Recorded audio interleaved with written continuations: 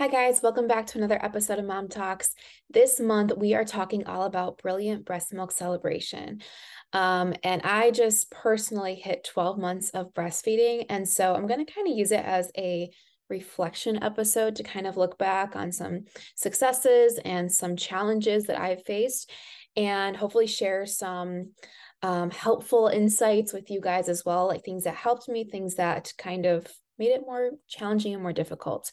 Um, this month, if you follow us on our socials, you'll see that we've been focusing a lot on brilliant breast milk. And what I mean by that is the composition of it, the antibodies, what it can do for us and our babies. And I do want to start this episode by reminding you guys that everyone's breastfeeding journey is different. Everyone's body is different. Everyone's baby is different. So this is not to shame anyone that had a different breastfeeding journey.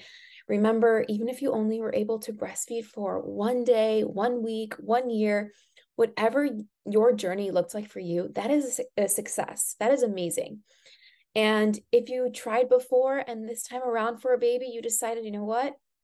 It was too much. I just would rather just go to formula. That is amazing too. You are an amazing mom. The amount of ounces you make does not determine the kind of mom you are. So I just want to start that first and foremost. This is just about celebrating breast milk and celebrating what we can do as mothers. And so that is that for this particular episode. So just kind of jumping right in. This is, I mean, gosh, talking about hitting 12 months is just a crazy milestone. That was my initial goal. I was like, I want to make it a year of breastfeeding. And so to kind of start, I want to go back to the very beginning of things that kind of helped. And while many of us start a breastfeeding journey the day the baby is born, right?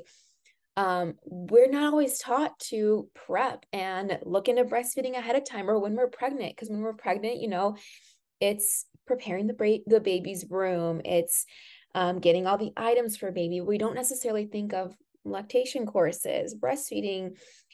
How do we want to breastfeed? How can we set those goals? And so I think one thing that really helped me was that I work for a breastfeeding company. And I'm just going to put that front, like first and foremost, because if I hadn't worked for, Mommy Knows Best for all these years beforehand, there's a lot that I would be starting from square one, doing these interviews and talking to lactation consultants and talking to labor and delivery nurses and so many other amazing women in the field. I was taught so many times to empower myself in motherhood, in my own breastfeeding journey, in my birth and labor. And so that really helped me to know what to look for and to how to prepare myself for different things. And that's more to say that in general, I feel like a lot of people are unprepared, and that's nothing that they're doing wrong. I think we need to do a better job of in society of empowering moms and telling them more about preparing for breastfeeding and continuing on. So I feel like I have to owe it a lot to my job working for a breastfeeding company and a postpartum company, because it's really allowed me to understand a little bit more about the education and health behind breastfeeding. Kind of going into that, I kind of want to use this as a little like voice diary as well too, because there are so many moments that breastfeeding is very challenging. There were so many times where I wanted to throw in the towel, and I just remembered my goal, and I remembered like this like drive I would have. It's so interesting because there were some nights where I was just like, oh, I'm so done with it. And the only nights I'd really be done with it is when I would have like a clog, or I'd be like overly engorged, or I would have mastitis, which I will get into that, but I had mastitis about 3 times. And so the times when like health came into play, and I was just like, those were the times that I was like really over it, because I would catch on symptoms really, really quickly. And so I kind of want to use this as a voice record to kind of like go back and listen to later of like, these are the things I went through, but this is like how I overcame them. And I hope it can help so many other women too in their own breastfeeding struggles. And reminding you to celebrate what you are doing with your body and how you are nourishing your baby is a miracle in itself. Last episode, a couple weeks ago, I talked to the ladies from It's My Leche, and they are a freeze drying service for your breast milk. And I learned so much from them, but we just talked so much about the amazing qualities of breast milk, how you can use it for skin ailments. You can use it when your baby's sick. You can store up colostrum when they're little, and there's just so many amazing benefits. I remember when my daughter was so little, and you're kind of afraid to put different things on their skin. You're afraid to give them different medications. Breast milk was like my saving grace during that time, because she would have like cradle cap, she had a little bit of eczema, she had some little blemishes that would kind of appear, and anytime I would just be like, I'm just gonna put some breast milk on it and see what happens. And most of the time it just took care of it. So feeling like I had that little superpower was kind of cool. So starting back at the very beginning, and I do want to say I feel very lucky, and I've talked about this before, but the hospital that I went to was so amazing when it came to breastfeeding and lactation and really supporting me. In addition to that, I had hired a doula. So I had a doula for my whole birth that was present in the room, and she was present for after my daughter was born, helping me with breastfeeding. So I had multiple people in there that knew my goal was to breastfeed. And they were helping me with baby's latch. They were helping me understand how to hold her, and so much more. So I had my doula helping me. I had a nurse that was trained in lactation. And then, of course, I also had a lactation consultant come the first day and the second day to be able to really assist and help and answer any questions I had. So your hospital is going to make a huge difference. And so I want to acknowledge that I acknowledge and realize how lucky I was to be able to have all those people near me helping. I know that's not the case for a lot of people. I've had people tell me before that they just had someone kind of pop in and be like, you want to breastfeed? Okay, here's how you do it. And then leave and not really assist them. So that has a huge, huge, huge impact. Your support system has a huge impact. How is your partner, husband, wife, maybe you live with parents, how are they supporting you in your breastfeeding journey? Having your partner support you in your journey and understanding what you're like physically and mentally doing every time you feed them is huge. I remember telling my husband before my daughter was even born, this is my goal to breastfeed. This is what it might be like. I might also be pumping, just kind of getting him ready, because if I always just say, like, if we as women don't know a lot about what goes on with our bodies, the men probably don't either. So it's really good to, like, as we learn stuff and as we research when we're pregnant, to inform our partners and let them know, like, hey, I just read about this. Oh, I might be leaking colostrum. Like, that's really interesting. Like, what's colostrum? And then kind of looking it up and telling them. Because I think a lot of times we absorb this information as we're researching and we don't really share it. So then we come to breastfeed, our partner might not fully understand. And not saying he does fully understand all of it, but there's a lot that he was able to support me in and understand as I was, going through my breastfeeding journey, or in my struggles. He would listen to me as I would struggle and really be there to support. So talking about support is really, really huge. Another thing my hospital did that was really, really awesome. So my daughter had low blood sugar when she was born. And I've heard this from multiple people, how it happens differently at hospitals. So my hospital, when she was low blood sugar, what they want to do then is give them that mature milk right away to kind of help with the blood sugar levels. Some hospitals will right away then put them on formula. I actually had a friend I just talked to not that long ago that said her goal was to breastfeed, but she had a C-section, so she wasn't near her baby at the time. He had low blood sugar, and they right away gave him a bottle with formula. She said she did not have a choice. She felt very like it was taken from her, because from then it was a struggle, because he was used to the formula. He was used to the bottle they gave him, and it was very challenging. So for my hospital, they gave me donor milk. I remember signing a thing saying like, will you, we have donor milk here. We can give you donor milk for your baby. And along with that, they gave an SNS tube. And if you're unfamiliar with what an SNS tube is, I want to make sure I'm saying the right thing. It's like a system. What does SNS tube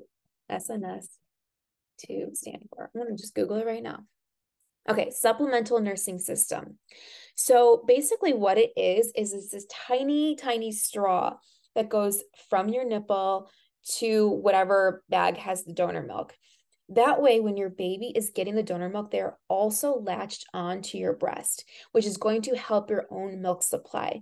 And so it works in two parts. They're getting that donor milk that's going to help their blood sugar. And it's going to essentially help, create that bond to tell your body, hey, I need more milk, right? I've also talked to adoptive mothers that have used SNS tubes, and it's helped them produce milk for their adopted children, which is amazing. I actually have a video, I think it was one of the first interviews I did 4 years ago. So an SNS tube really helped in the beginning. Like I mentioned, the hospital was really great with latch, because I remember when she came out, and even though I'd seen all these videos and research about breastfeeding, I was like, how do I hold her? How do I do this? And I just remember my doula like picking her up and putting her right on. And that was super helpful. And then they said if she falls asleep, you can kind of massage her jawline. I want to say it was like jawline to like the ear. And that would kind of just teach her to start swallowing. And so anytime she kind of fall asleep, I would just kind of massage right here. And it kind of helps her. I think this would work for bottles too. So if you're bottle feeding, I think you can do that as well. It's just kind of to help them like train when you put something near their mouth, it's like, oh, okay, they need to start swallowing. Because when babies are so little, they fall asleep a lot. So they have to know to like start eating. So the support in the beginning was so helpful. And that can make or break your whole breastfeeding experience. If you feel supported, if you feel heard, if you feel like all your questions are being answered, you are going to feel so much better.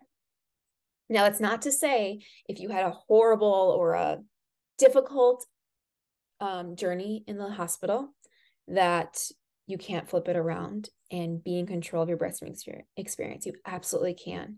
That's where it comes into empowering ourselves and doing outreach and research that we can. So finding things like this, or following different supportive channels on social media is going to be really helpful for your breastfeeding journey.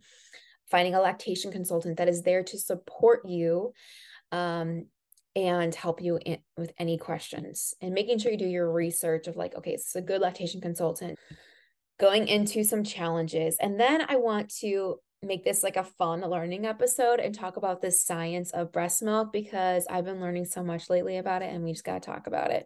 I'm going to keep this episode short though, because I know I get kind of geeked out when I talk about breast milk and stuff. So I'm going to give myself a strict cutoff. Okay. So talking about the challenges of breastfeeding, big obvious ones, clogged ducts, getting mastitis about two official times like that I actually went to like the doctor, and I would say another time that I was able to kind of like solve it myself. And the mental toll can be a lot, especially with dealing with mastitis and clogged ducts. So let's talk about it. And I would also want to start by saying these are things that worked for me personally. If you have your own issues with clogged ducts or mastitis, please go see your own doctor and have them address your own situation. This is not a cure. I'm not telling you, I'm not your lactation consultant. I'm not your doctor. So I'm just telling you what kind of worked for me. In the very beginning, so I don't remember clogs in the very beginning, but I do remember getting mastitis. And it was after I had started pumping. And that's the thing, is like pumping with the wrong size flange can cause clogged ducts or mastitis. The baby's latch can cause clogged ducts and mastitis. Going too long between nursing and pumping sessions, we hear all these things, right? So I remember, I think I was only 2 months postpartum maybe. And chills came on so quickly. my husband, I noticed some tenderness on one side. My husband had just gotten home from work. I just put the baby down for bed.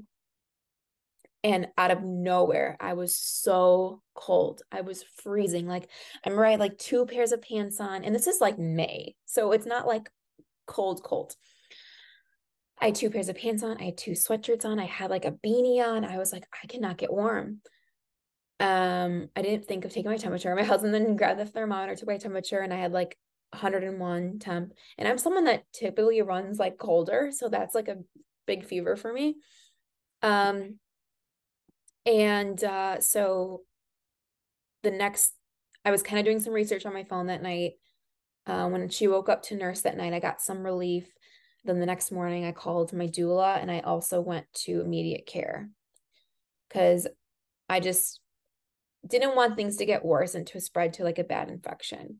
So ultimately, at immediate care, they gave me an antibiotic. My doula gave me some other tips as well. She said getting into a hot shower, doing some massages, which is where the lactation massager comes in handy.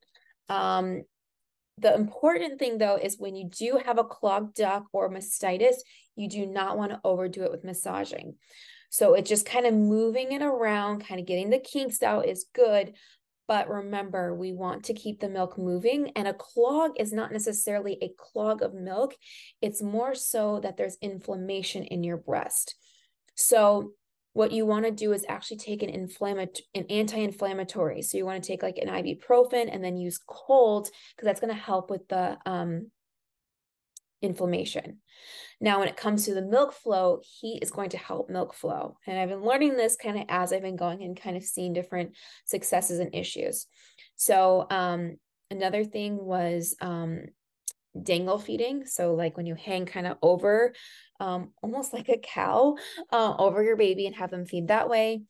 But the biggest thing was just consistent feeding and pumping. You're not going to overdo it. You're not going to irritate your breast. You're going to just continue every 2 hours. So even at that time when I was kind of, I think I'd started pumping a little bit, if she was sleeping a little bit longer, I would time it and make sure every 2 hours I was doing something. And so I was actually able to treat it without antibiotics that first time. Now I can go into every single mastitis time I've had. I will save you the details. I did have to do antibiotics the second time I got mastitis, which was I think around Christmas time. Nothing was working at that point.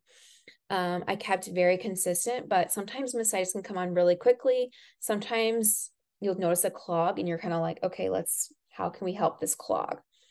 But it's really important to know that every situation is going to be completely different. So what always worked for me was cold and an anti-inflammatory when I initially noticed the clogs, just to kind of help with the inflammation. And then heat when it came time to right before baby was feeding. So I could use a little heat massager, just kind of holding it on there just before baby was feeding. So I'd hold it on there for maybe 5 or 7 minutes, just to get the milk flowing, or hot shower. So that's where the massage, I have it somewhere. My warming lactation massager would come in handy. Again, we're not overdoing it, especially during this time. We do not want to overdo it. Be very, very cautious. Okay. So that's what I did. In addition to that, you can use cold packs that can kind of hold on there as well. So I kind of talked about it before, but in addition to that, the challenges, the mental toll of that was a lot. It's hard too when you go back to work. Now I'm very, very lucky that I work from home. So I was able to, take breaks throughout the day to be able to nurse my daughter. That really helped a lot. If you're going back to work, that's going to add on a different mental toll if you have to go to an office. So preparing for that, how do we prepare for that? We start preparing earlier. So don't get used to your pump a week before you have to go back to work. Start in the beginning. Maybe do like one pumping session every week, then move it up a little bit more. One thing that I didn't realize until I came time for it, I thought everybody had to nurse and pump. I thought like we just all had to get these huge freezer stashes because social media will make you feel like you have to. And so I remember starting off pumping. And then after that first thing with mastitis, I was like kind of scared too. I was like, I don't know if I want to do that. So I actually ended up going into doing just the milk collector. So I'd use LaVie's milk collector, and I would just hold that on the breast that she wasn't nursing on, because in the beginning she would only stick to one side at a time for every session. And I ended up catching a lot in the milk collector, and I was able to grow my freezer stash that way, kind of unintentionally. It just really worked out. Okay, I was talking way too long about all that. I just want to encourage those of you listening that are maybe in the thick of it, listen to your body. Everyone's journey is different. Stick with people that support you. Don't make you feel bad for your choices, whatever that choice is. However you decide to feed your baby, don't hang around with people that make you feel bad for it or encourage you to quit right away. With every challenge, there's also a victory. So I want you to just think about what makes sense for you. Okay, now let's get into the science. And I'm going to be reading some of this because I don't know all of it yet. Okay, so we're going to talk about the nutrients, antibodies, and unique properties of breast milk. So breast milk is a complex and dynamic fluid uniquely tailored to meet the nutritional and immunological needs of infants. It contains a diverse array of bioactive components, including proteins, fats, carbohydrates, vitamins, minerals, enzymes, hormones, and immune cells. Like, breast milk is so fascinating to me. The composition of breast milk changes throughout a feeding session, as well as over time to accommodate the evolving needs of a growing infant. So primary components include proteins, fats, carbohydrates, vitamins and minerals, bioactive factors. And the bioactive factors is where we get really sciencey. I just shared a video about this and it's so cool. Okay, so proteins. Breast milk contains various proteins that are essential for growth and development. They also play a crucial role in immune function, including antimicrobial and immunomodulatory properties. So it helps with your immune system. The second thing is fats. Breast milk is rich in fats, including long-chain polyunsaturated fatty acids, which are essential for brain and nervous system development. And number 3, carbohydrates. The primary carbohydrate in breast milk is lactose. This is so fascinating to me too. It serves as a main energy source for a growing infant. Lactose can also promotes the growth of beneficial gut bacteria and contributes to the development of a healthy microbiome. So if we think all the things we hear about your healthy gut now, it starts at the very beginning with what we are putting in our babies' bodies. And because our breast milk is catered to babies, it's basically telling their body how to have a healthy gut and how to protect it from sickness, how to digest food and so much more. I'm not a gut expert. I don't pretend to be, but I've been learning more and more about gut health from my husband. And so this is so geeking out for me. Okay, number 4 is vitamins and minerals. Breast milk provides essential vitamins and minerals necessary for infant growth and development, including vitamins A, D, E, and K, as well as calcium, iron, and zinc. So if you think in the very beginning, why they tell you to keep taking your prenatal is because everything that you take essentially will go into your breast milk. So you have it right here. They're getting so much from your breast milk. I still at 12 months postpartum and taking my prenatals. As long as you're breastfeeding, it's recommended to keep taking prenatals because you're going to get all those essentials and give them to your baby. Of course, once they start eating regular food, it's not as necessary. Those first 6 months though, before they're eating anything else, that's a whole other video I can talk about, but I personally believe wait till 6 months. Again, everyone does their own thing. But till they're getting other food, that first 6 months is so necessary to get all those vitamins, nutrients, and minerals. Okay, number 5 is bioactive factors. Breast milk contains numerous bioactive factors. I already feel like so sciencey and smart when I say bioactive factors. Okay, this is the antibodies we always hear about. This is also cytokines, growth factors, and enzymes, which help protect infants against infections, promote immune development, and support overall health. So we hear about antibodies like when we're sick, it's going to have more antibodies for baby. When baby's sick, it's going to produce more antibodies. Our body works with our baby in so many ways. I did a video not that long ago where I was storing my frozen breast milk and kind of reorganizing it. And my daughter had just been sick with just a little cold. And the difference between the cold milk and regular milk was so cool. It was like this bright, bright yellow. So I wrote on there that my daughter's name, I wrote sick, just to remind me, next time she was sick, to give her that sick milk. So that's all me geeking out there. Like, breast milk is just so cool. There's just so many amazing benefits for both moms and babies. The immune support, the bonding, and so much more. And of course, I want to remind you guys, when I talk about breast milk, breastfeeding is not just nursing. Breastfeeding encompasses anyone that gives breast milk to a baby. So if you're bottle feeding with breast milk in it, you are breastfeeding. If you are pumping, you are breastfeeding. If you have donor milk, you are breastfeeding, because there's all this amazing composition of breast milk, no matter how you give it to your baby. Okay.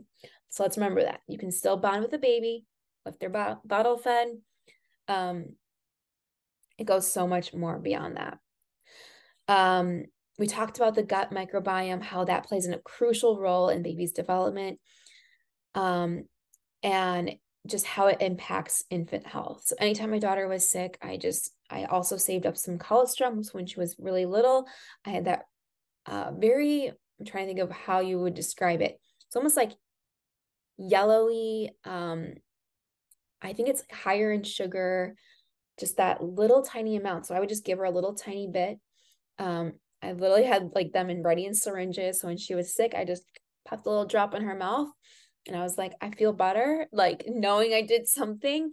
So harvesting colostrum if you're currently pregnant, or if you get the okay, and it usually has to be past 37 weeks, you have to get the okay from your OBGYN to harvest colostrum, or just do it in the very beginning when your baby is born. That's what I did. So I wasn't leaking any colostrum. I think when I was past 40 weeks, because I went 41 in 3 days, my doula gave me the okay to try to pump a little bit to stimulate contractions. It didn't work for me. My baby was just not ready yet. However, I did get a little bit of colostrum then, but just a very small amount. But I was able to put a little bit in and harvest it. And then once my daughter was born, I was able to harvest a little bit more, and then I froze them. I could talk about this forever, but I won't bore you guys. But if you check out our social media, all this month, we've been putting on some different fun facts and information about breast milk. Let's celebrate breast milk. Again, no matter how long your breastfeeding journey was, let's celebrate and come together. Let's not judge each other on how we decide to feed our baby. We all come from a place of care and love as mothers.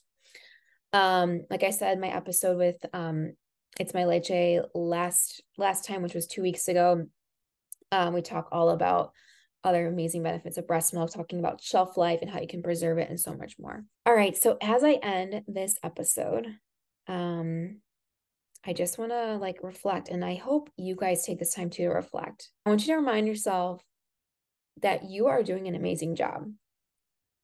What you are doing as a mom, breastfeeding is so much work.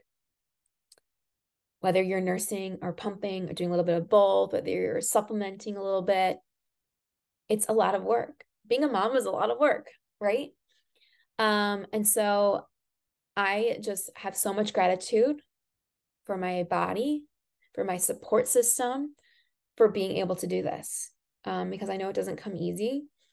And I feel very grateful that I was able to do this. I know not everyone has the ability to. So again, I just think one thing that really helped me was empowering myself in education. my support system at the hospital, my support system at home, and really encompassing myself and setting myself up for success. If you can plan better, you are going to have a better experience. And that goes the same for postpartum. Planning, I'm just also a planner at heart, but planning is going to be a great way to help in your experience. So if you're out there and you're currently pregnant or just starting your breastfeeding journey and you're like, how am I going to do this? Just make it through today. Show your body appreciation and gratitude and understand that every day is not going to be easy. Think about the benefits. Yes, of course, but think about yourself too. Remind yourself how amazing you are, that you have this gift to be able to feed your baby. And I shared this before in the episode, I think a couple months ago, but one thing that really helped me in my postpartum and breastfeeding journey was a friend's words to me. And so if I can be that friend for you and tell you right now, if you're currently pregnant, when you have those first nights where your baby's asleep and you're trying to sleep and they wake up and they're hungry, right? Remember this amazing time, this amazing bonding time. The whole world, except for the other breastfeeding moms, is asleep. But you two have this amazing moment together. So just soak it all in. Allow yourself to be present in that moment. Have gratitude for your body, gratitude for yourself, and gratitude for your baby. My friend's words to me literally changed my whole breastfeeding and postpartum experience. So that when my daughter would wake up, I'd be like, oh, she needs me right now. This is special. This is really special. Don't fault your body if it's not able to produce what it needs to produce. You are not a bad mom if you need to supplement. You are not a bad mom if you're only able to do it a couple days or a month. Whatever your limit is, remember, everyone is different. So just remember to express your gratitude and believe in yourself. And know that you have support here at Mommy Knows Best and LaVie. Don't forget to hydrate and don't forget to have snacks throughout the day. That was a big thing too. I could go into like milk supply a little bit more in another episode, but drink those electrolytes, that mom fuel. I got mine right here. Also, I constantly had protein bars, lactation cookies. I literally hid like granola bars by my nightstand. I had lactation cookies out by my nursing station in the living room. So always making sure we're nourishing ourselves. Because a lot of times we put ourselves last. We're like, oh, when did I eat last? I don't really know. So just think about that. All right, guys, this episode is sponsored by Mommy Knows Best and LaVie Moms. Today's episode is brought to you by Mommy Knows Best, creator of lactation cookies and mom fuel, designed to support breastfeeding and postpartum moms on their journey. Made with wholesome ingredients like oats, flaxseed, and brewer's yeast, these cookies are a tasty way to boost milk supply and nourish both mom and baby. For our listeners, Mommy Knows Best is offering an exclusive discount. Use the code MomTalks at checkout for 15% off your order. Visit mommyknowsbest.com to stock up on these breastfeeding essentials and enjoy the benefits of lactation support in every bite. And today's episode is also sponsored by LaVie, creators of innovative lactation products to support breastfeeding moms. LaVie's warming lactation massage pads provide soothing relief and postpartum wellness. Promote postpartum wellness by helping to alleviate discomfort and enhance milk flow. These pads combine therapeutic warmth and gentle massage to encourage milk letdown and help with quicker pumping times. That is key. And I'll do an episode about that too, but it helps so much. For our listeners, LaVie is offering an exclusive discount. Use the code MomTalks at checkout for 10% off your purchase. Experience the comfort and benefits of LaVie's warming lactation massage pads today. Visit LaVieMom.com to learn more and shop now. And before I close, I want to just do a quick little shout out and reminder that in approximately 2 weeks is Mother's Day. And now I know since most of you are moms that listen, I probably don't need to remind you that's Mother's Day, but I do need to remind you of a couple of things here. First, give yourself grace. And two, celebrate you.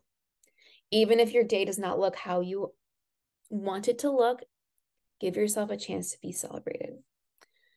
If you're having a challenging time with maybe finding support, come to our social media, come to our Facebook group. We'll give you some support. But motherhood journeys look different for everybody. And it's important to remind ourselves that we should not be comparing ourselves to other moms. It doesn't matter what another mom was able to accomplish. What matters is what were you able to do and what are you proud of yourself for? So what are your own goals and what makes you happy? You deserve an amazing Mother's Day. So if no one else has said it, or we don't know what it's going to look like, I just want to say happy Mother's Day. Celebrate you and how far you've come in your journey and how far you will continue to go. You are the best mom for your kids, and no one can take that away from you. All right, guys, thank you so much for listening to this episode. And please join me again in 2 weeks for another brand new episode where we will be focusing on motherhood wellness. I've got a couple great episodes ready for you guys. We got May, we got to focus on mothers as well because it's Mother's Day. So we're going to talk about motherhood wellness and so much more. Like I said, today's show is sponsored by Mommy Knows Best and LaVie Mom, 2 brands dedicated to empowering moms in their breastfeeding and postpartum journeys. Thank you for tuning into this episode of Mom Talks, and don't forget to follow us on socials at Mommy Knows Best and at LaVie Mom to join the conversation and stay updated on future episodes. Remember, moms, you are strong, capable, and empowered. And until next time, take care and keep thriving in motherhood. Bye now.